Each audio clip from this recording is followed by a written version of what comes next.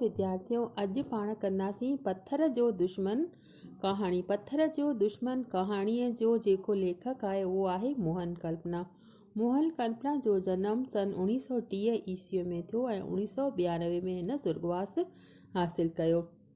सिंधी कहाणीअ खे नओं मोड़ ॾींदड़ रोमानी दौर जो मुख्य कहाणी नवीस आहे।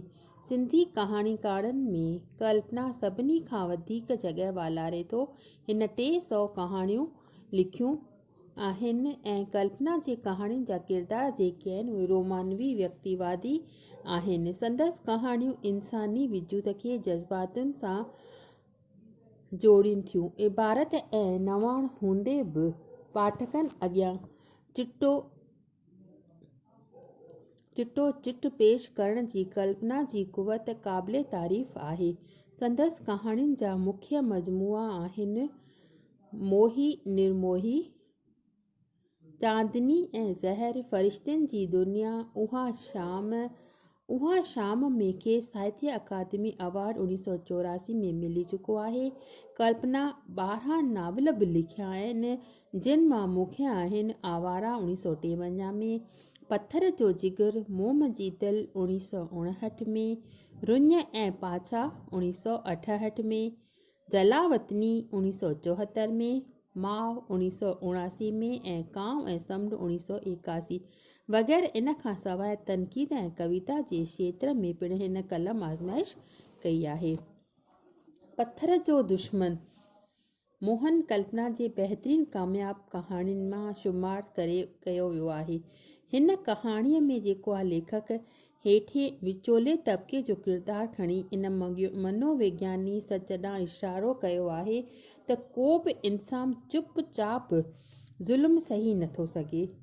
उहे संदसि मन में वेड़ ऐं विद्रोह जा भाव भरीनि था ऐं खेसि बेचैन बणाए छॾीनि था।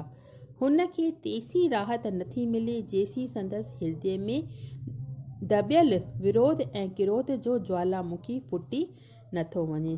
त इन ॻाल्हि खे खणी करे हिन किरदारु खणी करे इहा ॻाल्हि स्पष्ट करण जी कोशिशि कई आहे। लेखक चए थो त मां परॾेही हुअसि। परॾेही हुअण सबबि मूं शख़्सी ॻाल्हियुनि में दस्तंदाज़ी करणु मुनासिबु न सम्झो। बैंक जो इम्तिहान ॾियण लाइ बम्बईअ में आयल हुअसि ऐं पंहिंजे दोस्त जे घर में लथल हुअसि। सोचियमि त हफ़्ते ॾेढ में वापसि हलियो वेंदुसि। परायनि ॻाल्हियुनि में छो सिर खपायां ऐं ॿियनि जे ॻाल्हियुनि ॼाण सां थिए बि छा थो, उण तुण अजाई आहे। इन करे राति जो बैंक जो किताबु खणी पढ़ंदो हुअसि। दोस्त ऐं उन जे ज़ाल जे विच में थींदड़ रोज़ाने गुफ़्तगूअ खे कंहिं महिल फ़र्ज़ी तौर ते कंहिं वक़्तु फितरता खणी मुश्कंदो हुअसि, खिलंदो हुअसि, न त डबल कार्ड खणी अॻिए ख़त जो जवाबु पाइण बिना ई पंहिंजे ज़ाल खे हिकु ॿियो एक्स्ट्रा ख़त लिखंदो हुअसि। पोइ चए थो त साम्हूं वारे घर जो मुड़ुसु जेको आहे पंहिंजनि रायनि ऐं झगड़नि मां हेठिएं विचे तबिके जो मालूम थिए थियो, जो कंहिं ख़ानगी आफ़ीस में घणे कम सबबि पंहिंजे ज़ाल सां विढ़ंदो रहंदो हो त गुज़िरियल राति उन बासण खणी फिटा कया। हूअं त हिन जी ज़ाल पंहिंजा 2 हथ ॿधी खेसि आस्ते ॻाल्हाइण जे लाइ चवंदी आहे ऐं पोइ हू उनखे तमामु ज़ोर सां उनजो मतिलबु गुस्सो कंदो हो। वणंदो मूंखे ज़हर बि आहे। मुड़ुसु अंदर जो सॼी बाहि कढंदे चयो त हुन चयसि त पोइ कढो छो नथा त ऐं पूरा 5 मिंट आवाज़ु बंदि हुयो। छा आहे, लेखक पढ़े रहियो आहे त पासे वारे घर मां जेको आवाज़ु आहे उहो हिन जे कननि ते अची रहियो आहे। उनजो बयां कयल आहे।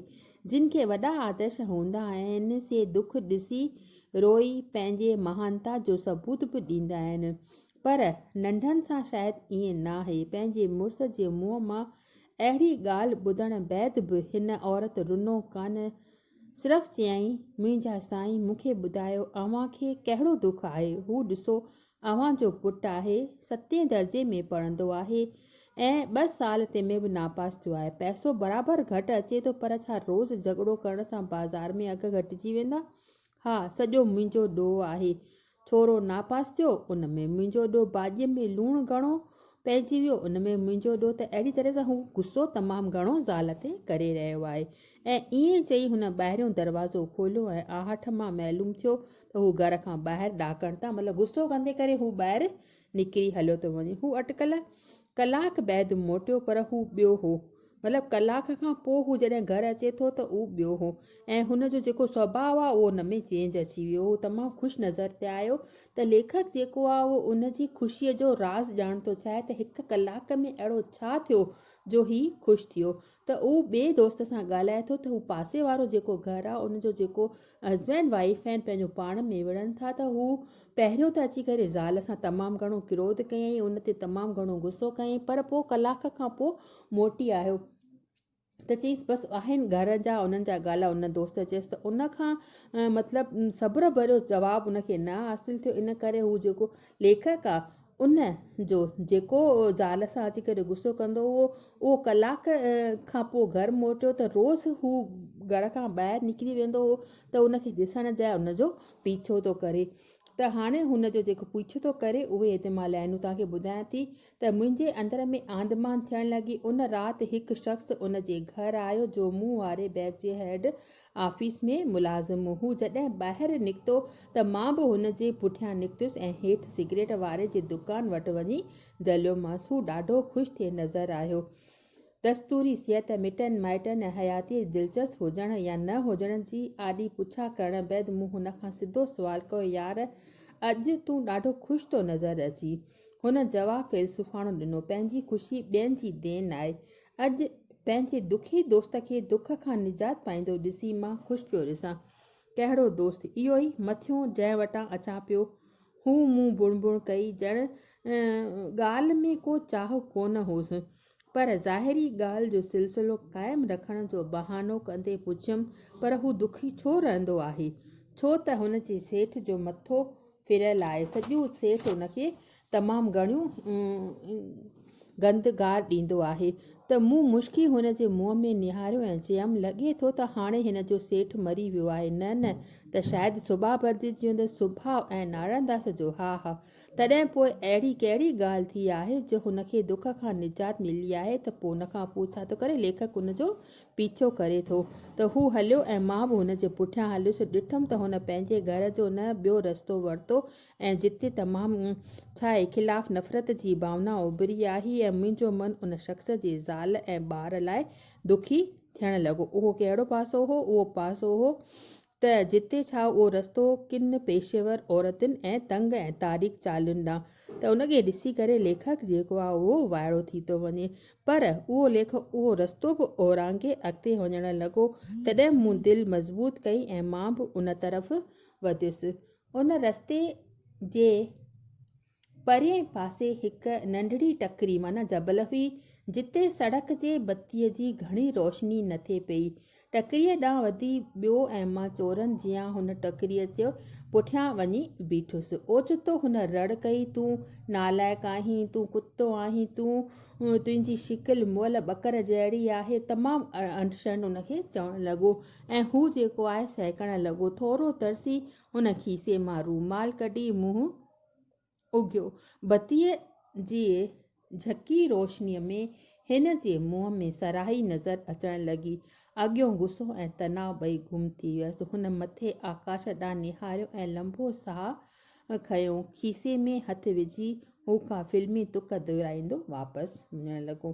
थोरे वक़्त खां पोइ हुन साॻी दग ते आयुसि, पर उते केर बि न हो। निहायत अजब विचां मूं खीसे मां माचीस कढी तीली ॿरी ऐं ॿरी विसामी वई। मुंहिंजो हथु सड़ियो ऐं पोसणु लॻो, पर मूं ॾिठो त पथर जी हिकु वॾी चट्टान पई हुई, जिते हुन चट्टान ते कोयले सां हुन सेठ जो नालो लिखियलु हो। त छा मतिलबु आहे हिन में? त हिन जेको गुस्सो कयो, जेके हुनखे गारियूं गंद ॾिनियूं, उहो हिन सेठ खे उते जा माना अंदर में असांखे कॾहिं बि गुस्सो साड़ पच जी भावना न रखणु खपे। अगरि अंदर में साड़ पच जी भावना आहे त उहो गुस्सो किथे न किथे त निकिरंदो ई निकिरंदो। त हू बजाए घर मतिलबु सेठ खे साम्हूं कुझु चई कोन सघंदो, इन करे हू टकिरीअ ते वियो ऐं टकिरीअ ते वञी करे उन सेठ जो नालो लिखियो ऐं उन में उन तमामु गुस्सो कढी करे पंहिंजो मनु ठारे घरु आयो ऐं पोइ जेको आहे ज़ाल सां अची करे तमामु सिधे वर्ताव सां हलणु लॻो। त इहो तरीक़ो हिन पोइ अख़्तियार कयो। अगरि पहिरियों ई इहो तरीक़ो अख़्तियार करे हा त हिन जे घर में एतिरो जहिड़ो जटो न थी वियो। त सेठ जो दुश्मन न थियण जे एवज़ हिन पथर जे मथां गुस्सो कढियो त पथर जे मथां गुस्सो कढण सां हिन जो मनु शांति थियो ऐं हिन जे घर में शांती थी। त हीअ कहाणी जेका आहे हिकु मनोवैज्ञानिक आहे, मन खे छुए थी। ऐं हिन जो क्वेश्चन ईअं ॾिनो अथव त 5 मार्कुनि जो हवालो, 5 जो नंढो सुवालु या 10 मार्कुनि जो वॾो सुवालु। वॾे सुवाल में इहो ईंदो आहे त साहित्यक कथक करियो, अदबी कथक करियो या समालोचना करियो। इहे ध्यान सां पढ़िजो ऐं तव्हांजे कोर्स में रखियलु आहे। तमामु इम्पॉर्टेंट कहाणी आहे। जेको कुझु न अचेव तव्हां बेशक पुछो। थी सघे थो त हींअर ॾियारीअ खां पोइ हींअर छुटियूं थींदियूं असांजूं त तव्हांखे कॉलेज में अचण जो मौक़ो मिले ऐं कॉलेज में अची करे आम्हूं साम्हूं पाण रूबरू थींदासीं ऐं हिक ॿिए सां पंहिंजा वीचार भेटींदासीं। ऐं साम्हूं पढ़ाइण में ऐं हिन में फ़र्क़ु त आहे, पर जेके असां वीडियो ॾियूं था तमामु महिनत सां तयारु करे तव्हांखे अॻियां पेश कयूं था, तव्हां उनखे ध्यान सां ॿुधो ऐं तव्हां उन जा घर में नोट्स ठाहींदियूं अचो त तव्हांखे हिन मां फ़ाइदो